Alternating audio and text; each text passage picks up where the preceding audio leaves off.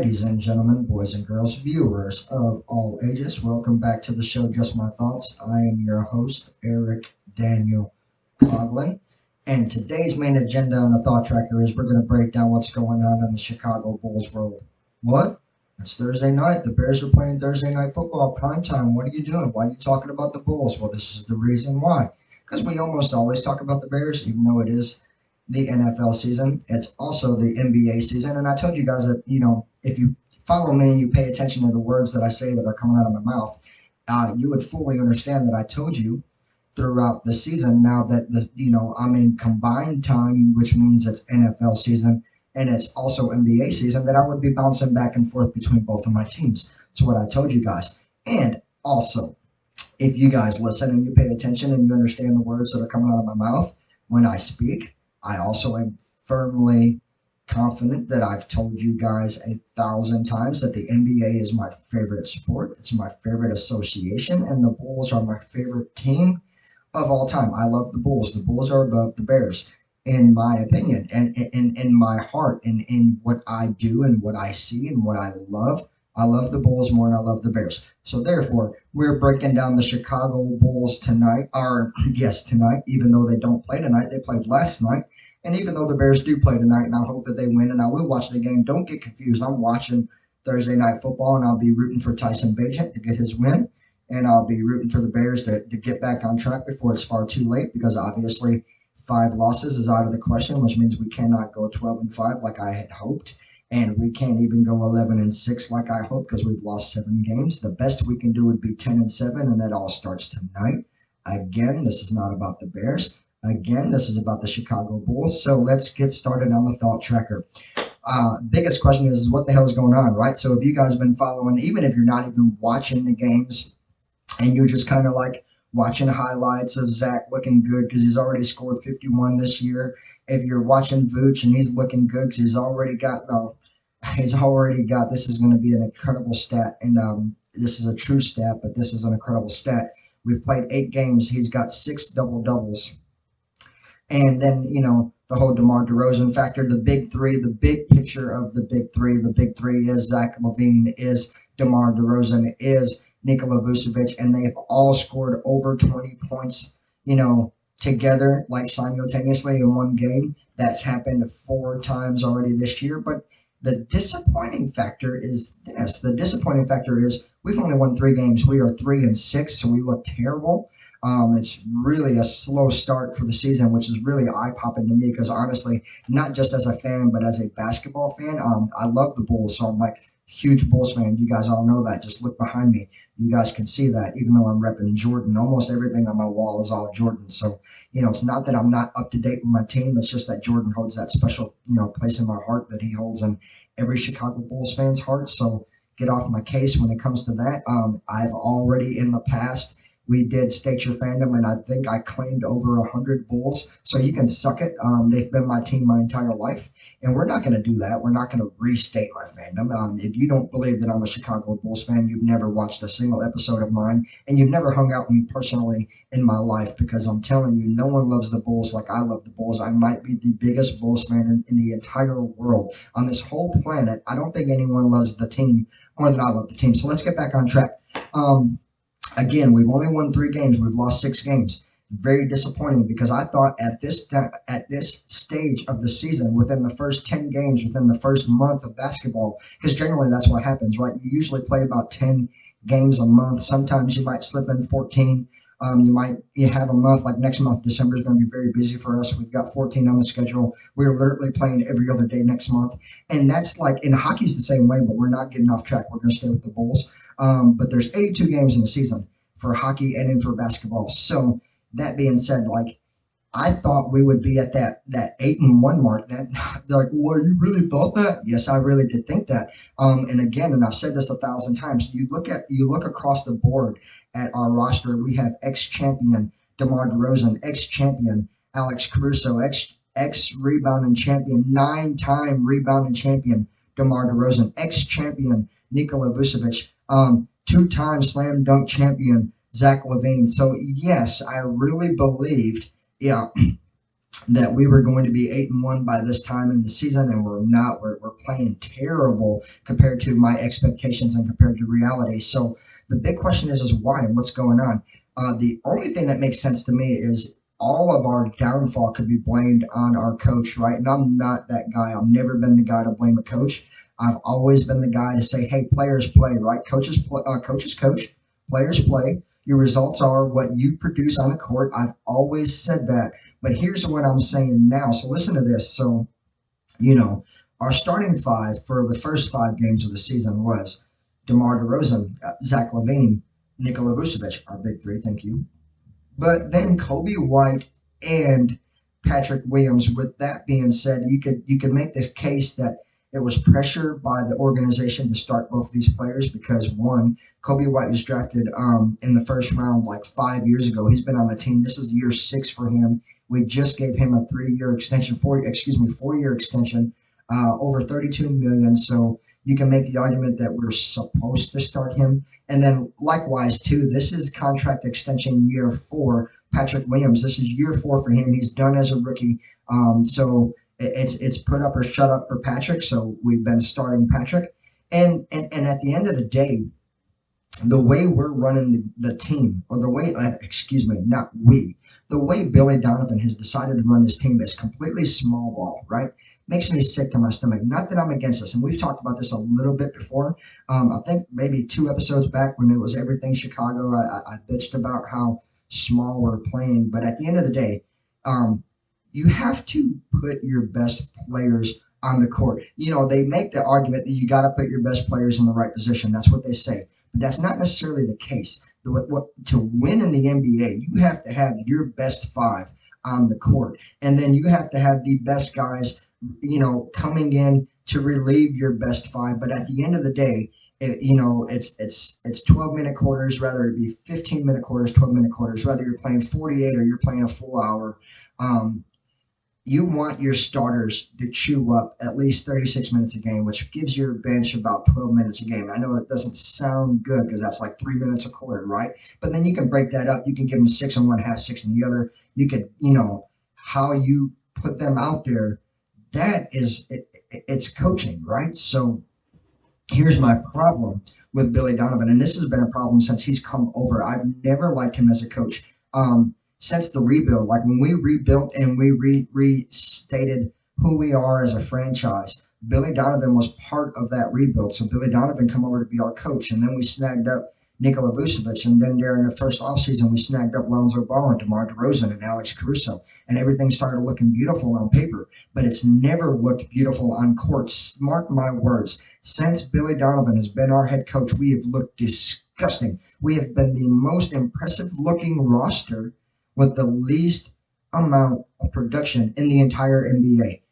Missing multiple playoffs, barely sneaking in last year, right? We snuck in with the fucking play-in, and then we got our asses kicked by Jimmy Butler. One guy went in there and whopped the fucking floor with us, and he used to be our guy, so that was really personal between me and him because, I'm not shy about this. I tell everybody about this, that my favorite player in the entire NBA is Jimmy Butler. All the things he did for me years past made me fall in love with him. All the things that he does since he's left and been in the league elsewhere, again, makes me fall in love with him. He's hands down my favorite player in the NBA. So just keep that in mind. But this is not the Jimmy Butler show. This is breaking down the Chicago Bulls. If Billy Donovan were a real coach, and if he were looking to be the 3rd best team in the East, because that's what I told you guys. I made the bold prediction that we'd be in the top 3 of the East, right?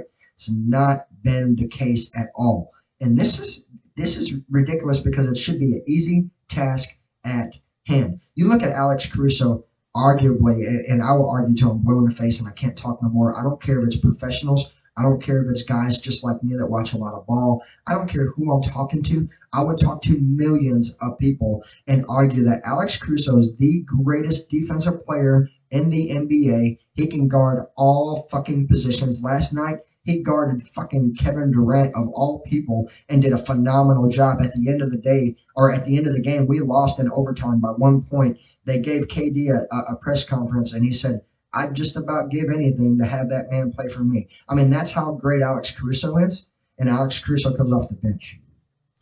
And And then not just that. So not only him not starting this year is a major problem. You know what he did last year? This is the brilliant mind of Billy Donavan, loving the idea of small ball. Let me tell you something. He started 58 games as a power forward last year. Alex Caruso starting power forward for the Chicago Bulls. Does that not sound fucking ridiculous to everyone outside of me? Because I'm telling you, to me, it's a fucking joke. Like, it's not even funny. Like, it's sickening. It makes me throw up. Not that I don't like Alex Caruso, that I love Alex Caruso. And Alex could be a shooting guard. He could be a point guard. He could be a fucking small forward. But a power forward?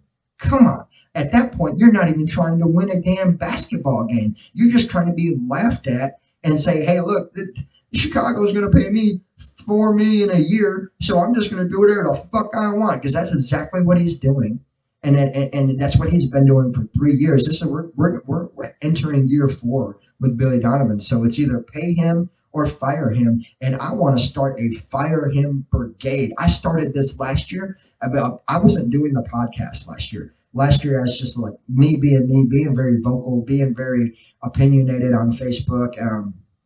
And before I even started the fan page. So, like, the fan page has only been going on as long as the podcast has been going on. So if you guys ain't caught up with that, if you guys watched the podcast but you don't know what I'm talking about on Facebook, I pretty much prime you guys up. And when I'm not priming you guys up for what I'm going to discuss, I'll either just share my opinions like I always do, or I just put out a lot of stats out there for you guys to understand that when I say stuff, this is what I'm saying. And it's not that I'm giving you guys my sources of what I'm saying, because a lot of times, like, I'll say something and then 3 days later it'll happen, and I'm like, didn't I fucking tell you this was going to happen? So I do that a lot. So that's the whole purpose of the fan page, and that's what it is a fan page. Don't get it twisted. It's almost not even tied in to the podcast, but at the same time, it kind of is tied into the podcast. But again, if I were the Chicago Bulls head coach, by far, I'd already be within the top 3 of the East already. Probably already be in the top 5 of the NBA, period. There wouldn't be a lot of people that could even beat my team or touch my team. And this is how I propose I would do that. My starting 5 as say, let's just call me Coach. Let's just say Coach C. This is what Coach C would do for the Chicago Bears. Bulls. Excuse me. I got tongue twisted. But I would take my Bulls. My starting 5 would be Alex Caruso, starting point guard.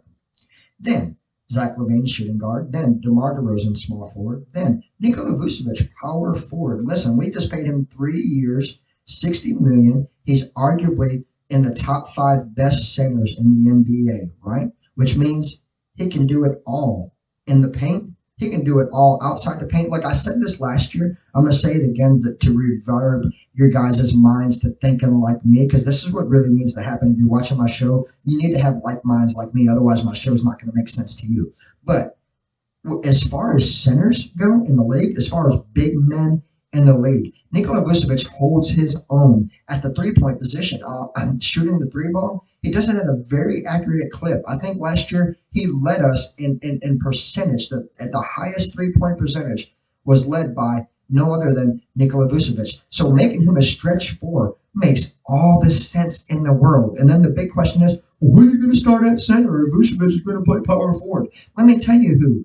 Why would it not be Andre Drummond? Listen, people say, oh, he's too slow. Oh, he's too clumsy. Oh, he doesn't have the speed. And then I tell you guys, have you ever watched Andre Drummond play basketball? Like, he's been in the league for 11 years. He's been a 9-time rebound champion. And you want to tell me that he's not starting caliber? Newsflash for all you guys out there who claim to be basketball fans and claim to love the Bulls. I'm going to put a fucking stat in your guys' minds that you guys might not even realize is going on. Andre Drummond is leading us second place in steals. You know who he's second place to? Alex fucking Caruso. Captain Caruso is leading us in steals. Number 2 is Andre Drummond. So if Andre Drummond is so clumsy and so slow, how is he leading us in rebounds coming off the bench? And how is he second place steals on the entire fucking team?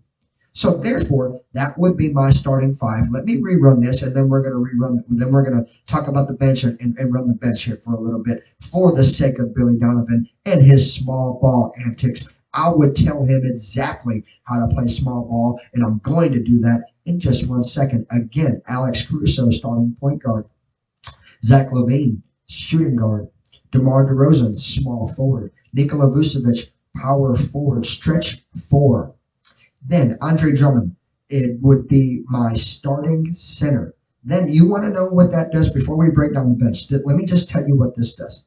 That gives us three guys that can shoot the damn three ball at 40% starting in the game. We're talking about Alex Caruso can shoot the lights out of the basketball gym, that he doesn't get that respect. Everybody talks about how great he is defensively. Let me tell you what he's been doing all year long. Last night, shot 4 for 5, a three.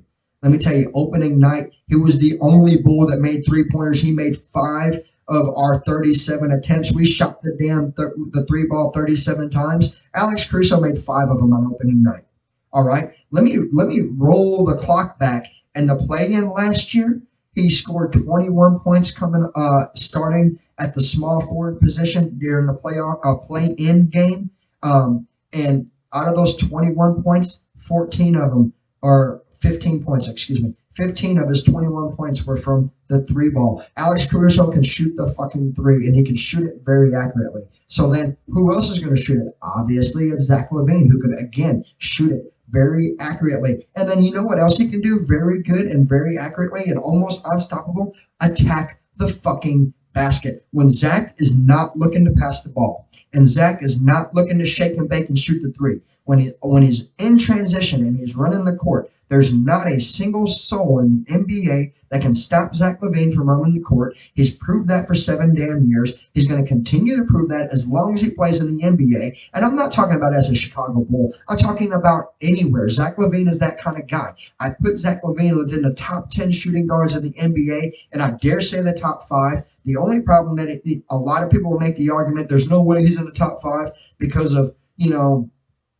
some nights he scores 51. Some nights he scores 24. How can he be in the top 5? Well, I tell you, some nights he gets 6 or 7 assists with 4 or 5 rebounds. Some nights he only scores the basketball. Zach LaVine is a do-what-it-takes guy to win. That's the kind of guy Zach LaVine is. So that's why I put him easily in the top 10 shooting guards and quite possibly in the top 5 shooting guards in the NBA. And then again, I'm going to touch on it. Nikola Vucevic would be my other guy stretching the floor. So with my starting 5, I can stretch the floor with the three ball.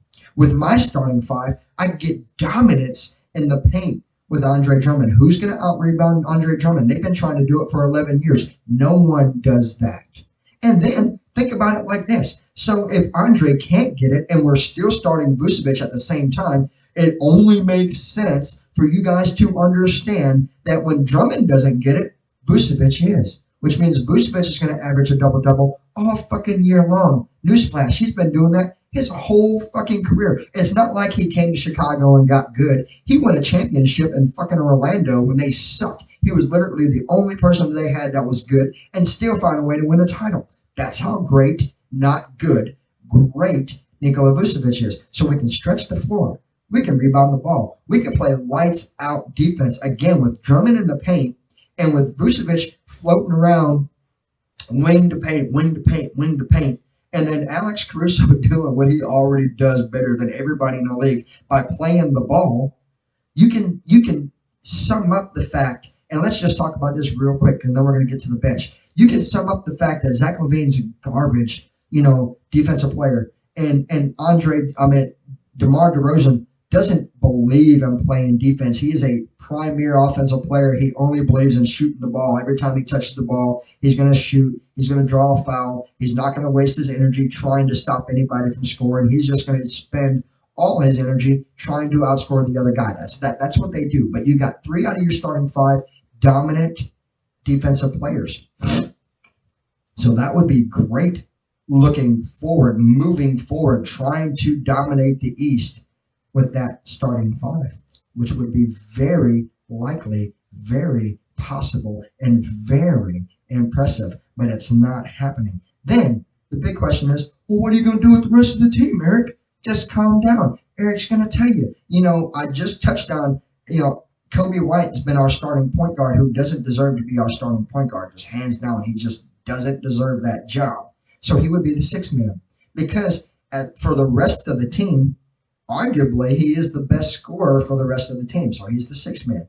Then in rotation, he would be the shooting guard on the bench. So not only is he the sixth man, he's not getting that point guard job. He's just not. He'd be Zach LaVine Jr. on the bench. How you doing? That only makes sense. He's not near as good as Zach, but he's better than everybody else. It only makes sense, people, that he would be our sixth man and our shooting guard, not our point guard, coming off the bench. So then, Javon Carter, who's doing a phenomenal job. I'm so glad the Bulls got this guy. We got him for 3 years, $18 million. He's already playing like he's underpaid, and he might be underpaid, so he'd be the point guard coming off the bench.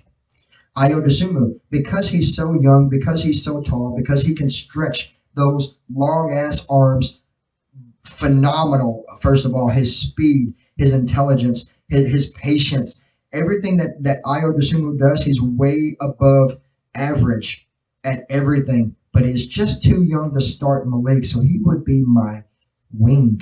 That's right. Ayo Dosunmu would be my small forward on my bench. Absolutely. And I think he would do a phenomenal job out there all year long, understanding that he's not going to start, understanding that we're asking him to be something he's never been before, because in high school he was a point guard, because in college he was a point guard, because for the first 3 years on the team he's been a point guard, and now all of a sudden I'm asking him to be a wing. It would still work out. Why? Because he's 6'7", because he's 215 pounds, because he's got the wingspan that makes him 7 foot tall, long.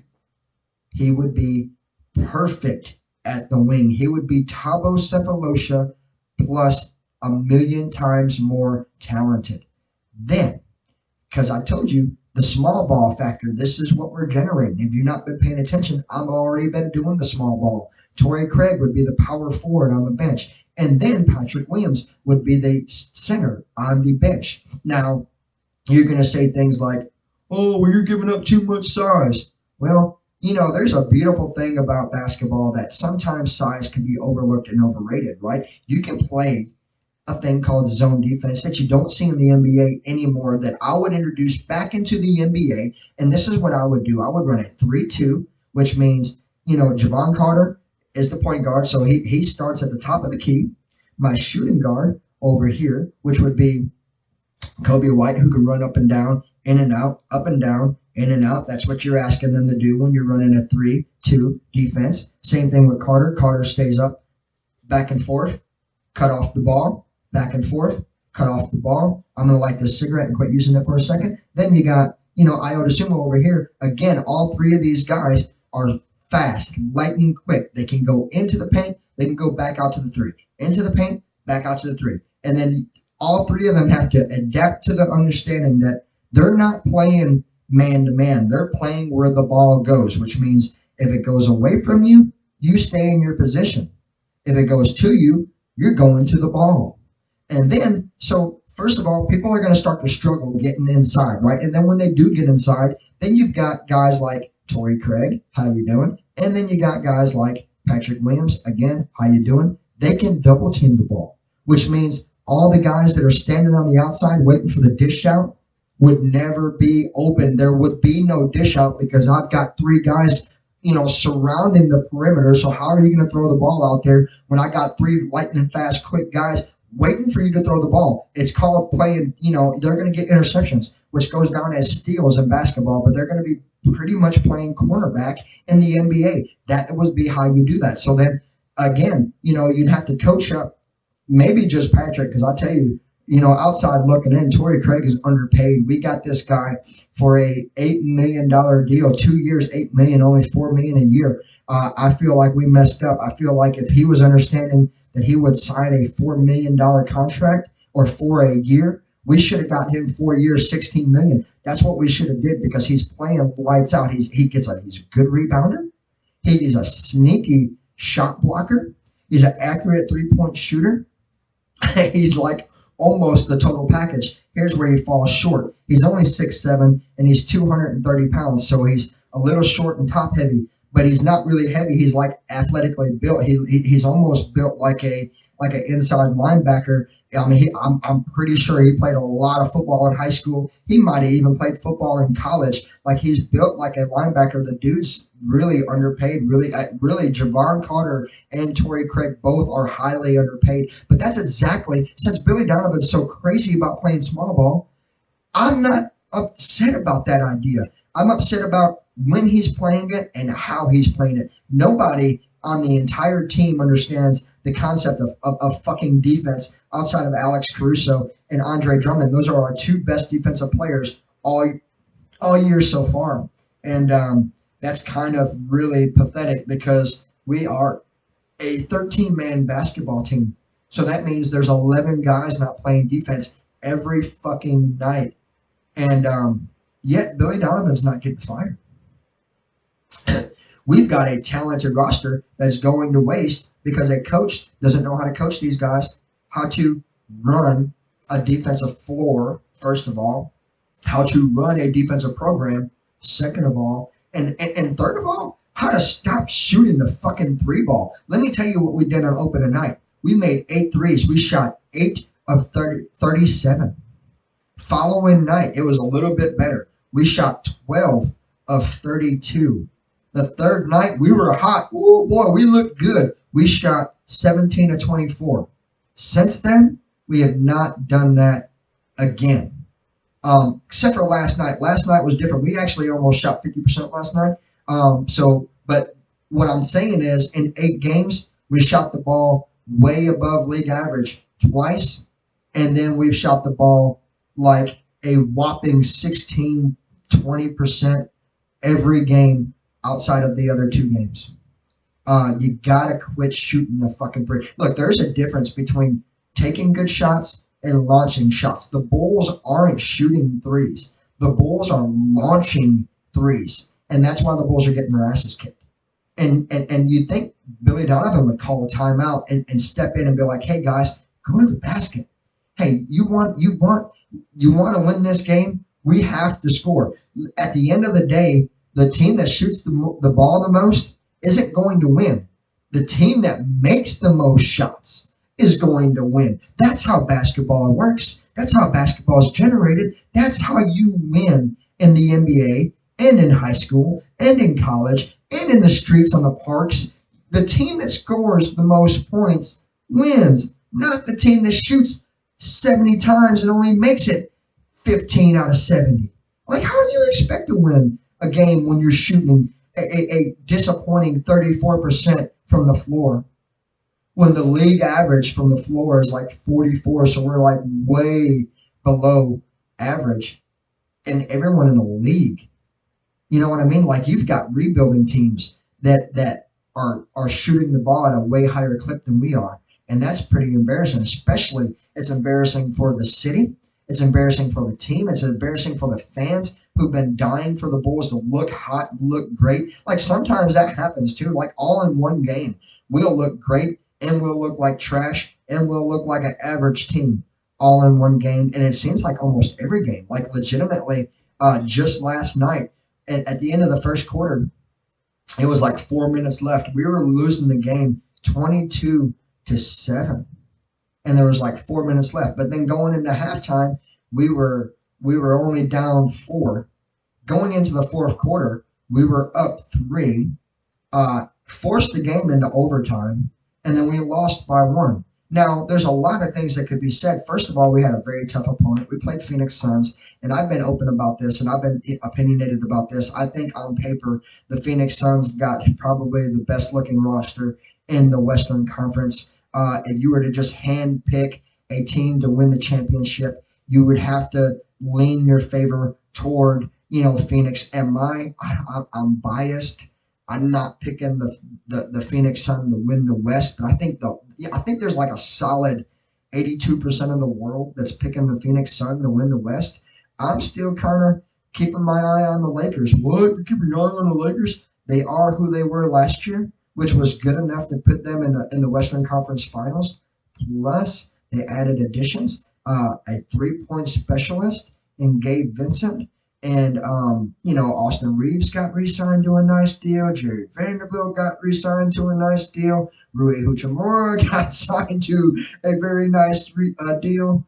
Yes, I'm keeping my eyes on the Lakers. I will be keeping my eyes on the Lakers all year long. That being said, I'm not even still picking. Like, I can't pick between LA and Phoenix. I'm just leaning toward LA over Phoenix, and I'm going to say that there's no way that Denver repeats. Period. I'm saying in the West, you're looking at either the Lakers or the Suns, and we just put the Suns at their fucking limits. But we had to play phenomenal ball to do that. And Billy Donavan has to understand, if we're going to be in the top three Eastern teams this year, if we're going to finally quit getting laughed at and being a laughing stock in the NBA, he has to change the way he's running our team, or this team's going to blow up. Here's the big factor, guys. Not only do we have a very impressive roster, not only do we have ex champions and ex studs and superstar caliber players, because we have all that, and I've already explained all that. So that's what's really going on in the locker room. We've got studs, but we're going to lose everybody. You could kiss Zach LaVine goodbye if we missed the playoffs this year. You could kiss DeMar DeRozan goodbye by trade deadline. If we're not within the top 5 teams of the East by trade deadline, DeMar DeRozan's out of here. He's already said it. He's like, at this point, I don't know what to do. He said that in a press conference. I'm not putting words in his mouth. I watched his press conference. He's boldly said, at this point in time, I'm not sure what we're supposed to do. That means he's not fucking happy, which means he's probably looking for a new team to play and compete for a title, which means he probably is leaning toward LA Clippers, not the Lakers. I don't think he'll ever play with LeBron. I think he's like anti-LeBron. So that being said, he's very open. First of all, he's from Los Angeles, California. So that's the reason why I say LA. And second of all, the reason why I say the Clippers is because he's played with Kyrie Leonard before in his career, and he would love to play with Kyrie again. And you just think about that for 5 seconds before we wrap things up.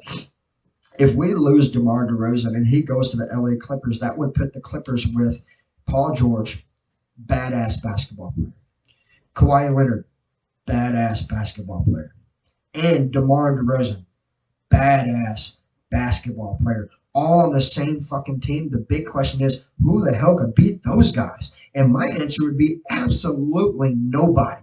And that would be true. Now, if that happens, if by trade deadline something works out to where he goes to the Clippers, I don't even care who we get in return. I'd be saying hell fucking no. That's how important it is to keep DeMar DeRozan. If you lose DeMar DeRozan goes and beats a champion almost anywhere else. That's how important he is, and that's why you got to keep him. And that's why at the end of the day, if your coach can't win with the team that you got and all the talent that you've required, you've got to let the man go. So, ladies and gentlemen, if you enjoyed this show, if you like what you see and you enjoyed what you heard, always feel free to like and subscribe to my channel.